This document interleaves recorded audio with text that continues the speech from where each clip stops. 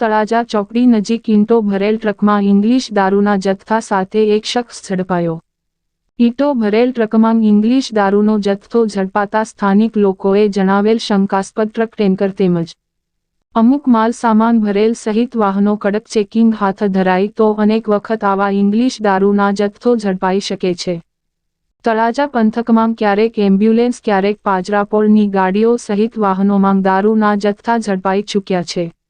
ત્યારે આજે Bhavnagar crime branch ટીમે માહિતી આપતા જણાવેલ મુજબ ટીમ તળાજા વિસ્તારમાં પેટ્રોલિંગમાં હતી તે દરમિયાન તળાજા ગામે મહુવા ચોકડીએ આવતાં બાતમી મળેલ કે ઈંટો ભરીને ભાવનગર તરફથી એક ટ્રક આવે છે જેમાં બિયર અને ઇંગ્લિશ દારૂ ભરેલ છે અને તે મહુવા તરફ જાય છે અને થોડી વારમાં ટ્રક નીકળવાનો છે।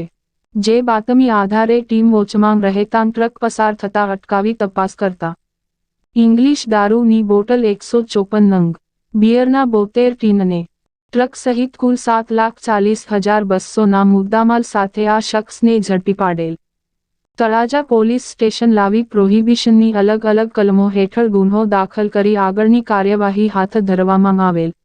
ઝડપાયેલ આરોપી મેહુલ ભૂપતભાઈ બાંભણિયા ઉમ્ર વર્ષ 32 ધંધો ડ્રાઇવિંગ રહે ગાધકડા બજાર કબ્રસ્તાનની સામે મહુવા।